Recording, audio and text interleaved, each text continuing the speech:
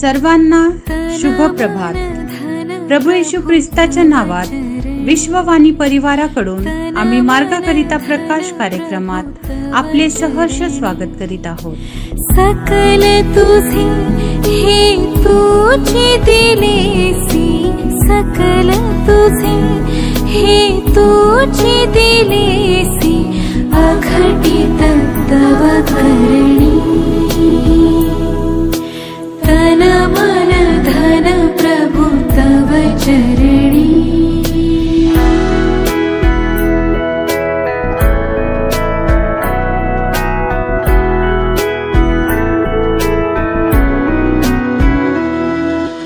माझे हे ते मीच मिळविले, समजतसे अभिमाने पूर्वी, समजतसे अभिमाने पूर्वी, आता खेद मनी.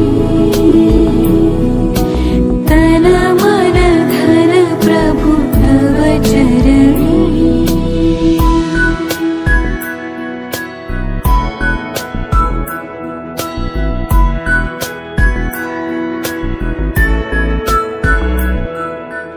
मी मम जाया कन्या सुत हे दास तुझ्या चरणांचे सारे, दास तुझ्या चरणांचे सारे, प्रिय कर तुझी धरी.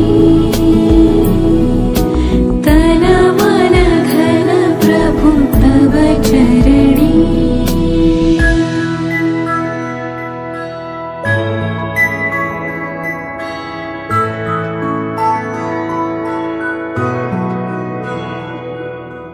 बेत विचार ही हर मम करणे अवलंबे, इच्छेवर तव बा अवलंबे, इच्छेवर तव बा करितो मन धरणी.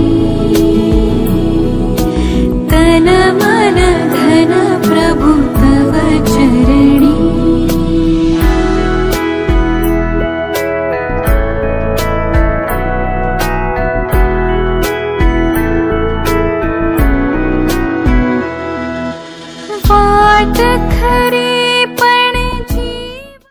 आजच्या मननाकरिता देवाचे वचन योहानकृत वर्तमान अध्याय 9 1-7 ही वचने. योहानकृत वर्तमान अध्याय 9 1-7 ही वचने. तो तिकडून जात असता एक जन्मांध माणूस त्याच्या दृष्टीस पडला. तेव्हा त्याच्या शिष्यांनी त्याला विचारले, गुरुजी, कोणाच्या पापामुळे हा असा आंधळा जन्मास आला, याच्या की याच्या आईबापांच्या? येशूने उत्तर दिले, याने किंवा याच्या आईबापांनी पाप केले असे नाही, तर याच्या ठायी देवाची कार्ये प्रगट व्हावी म्हणून हा असा जन्मास आला. ज्याने मला पाठविले त्याची कामे दिवस आहे तोपर्यंत आपल्याला केली पाहिजेत. रात्र येणार आहे, तिच्यात कोणालाही काम करिता येणार नाही. मी जगात आहे तोपर्यंत मी जगाचा प्रकाश आहे. असे बोलून तो भूमीवर थुंकला. थुंकीने त्याने चिखल केला आणि तो चिखल त्याच्या डोळ्यास लावला आणि त्याला म्हटले, जा शिलोह म्हणजे पाठविलेला नावाच्या तळ्यात धु. मग त्याने जाऊन धुतले व तो डोळस होऊन आला. प्रभू परमेश्वर या वचनांद्वारे आपणा सर्वांना आशीर्वादित करो. प्रियांनो, सर्वांना प्रभू येशूच्या प्रिय आणि गोड नावामध्ये सलाम आणि सुप्रभात. जो शास्त्र भाग आपण या ठिकाणी वाचलेला आहे, योहानकृत वर्तमान याचा 9वा अध्याय आणि वचने 1-7 या वचनापर्यंत. या ठिकाणी आम्ही पाहतो की प्रभू येशू ख्रिस्ताने एक महान आणि मोठा चमत्कार केलेला आहे. एक जन्मापासून जो आंधळा व्यक्ती आहे, आम्ही पाहतो की तो त्या ठिकाणी जात असताना सगळ्यांच्या दृष्टीत तो पडला आणि शिष्यांनी विचारलं की गुरुजी, कोणाच्या पापामुळे हा असा आंधळा जन्मास आला, याच्या की याच्या आईबापांच्या? कदाचित शिष्यांना असं वाटलं असेल की निर्गम याच्या 20व्या अध्यायाच्या 5व्या वचनामध्ये असं म्हटलेलं आहे की जे माझा द्वेष करतात त्याच्या मुलांना तिसऱ्या चौथ्या पिढीपर्यंत वडिलांच्या अन्यायाबद्दल शासन करीतो. कदाचित असं त्यांना वाटलं असेल की त्याच्या आईवडिलांनी देवाचा द्वेष केला असेल किंवा पाप केलं असेल आणि म्हणून हा व्यक्ती जो आहे असा अंध जन्मास आलेला आहे. परंतु प्रभू येशू ख्रिस्ताने एक मार्मिक या ठिकाणी उत्तर दिलेलं आहे आणि तो म्हणतो की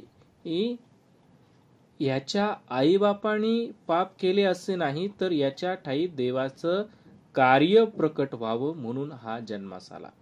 म्हणजे या ठिकाणी प्रभू येशू ख्रिस्ताचं गौरव व्हावं आणि तो देवाचा एकुलता एक पुत्र आहे हे लोकांना कळावं.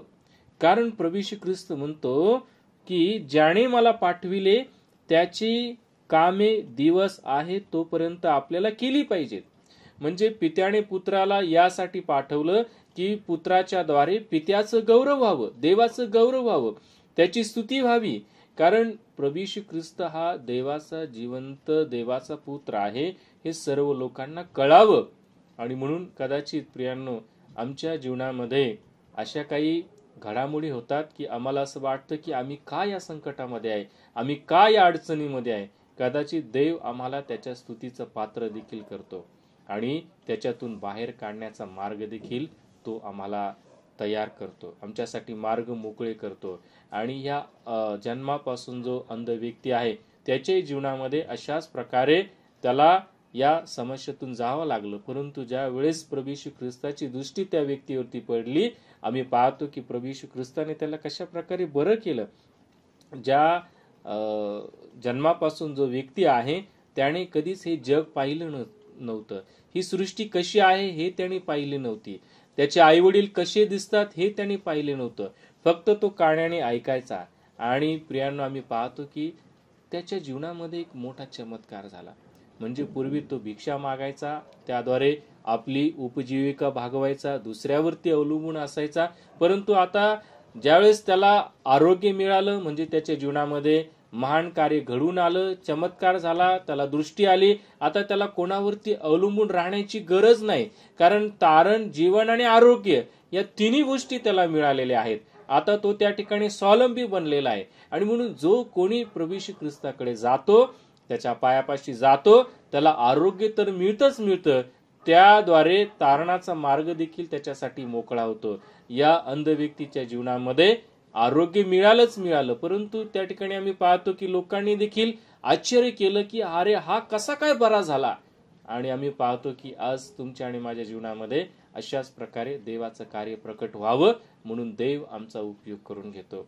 देवबाप या वचनाच्या द्वारे आपणास आशीर्वादित करो. या आपण त्याच्यावरती विश्वास ठेवूया आणि प्रार्थना करूया. प्रिय प्रभू, आम्ही तुला धन्यवाद देतो कारण तू चांगला आहेस आणि तुझी दया आम्हावरती सनातन आहे. प्रभू देवबापा, तुझ्या प्रेमाबद्दल, प्रीतीबद्दल धन्यवाद देतो. तुझ्या चमत्काराबद्दल तुझी स्तुती करतो. आम्ही प्रत्येकाने तुझ्यावरती विश्वास ठेवावा आणि देवबापा तारण, जीवन, आरोग्य प्राप्त करून घ्यावं यासाठी आम्ही तुझ्याजवळ प्रार्थना करतो. आम्ही इथून पुढचा वेळ क्षण सर्व काही तुझ्या स्वाधीन अधीन करून तारणाऱ्या येशूच्या नावात लहानच विनंती करतो म्हणून तो ऐक. आमेन.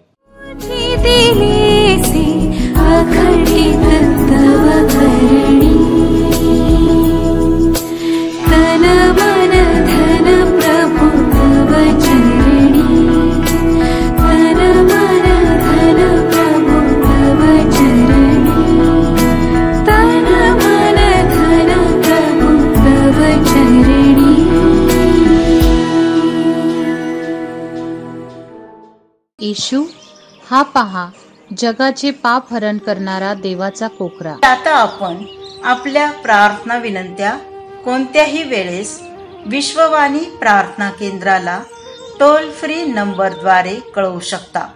आमचा टोल फ्री नंबर 1-800-270-0333.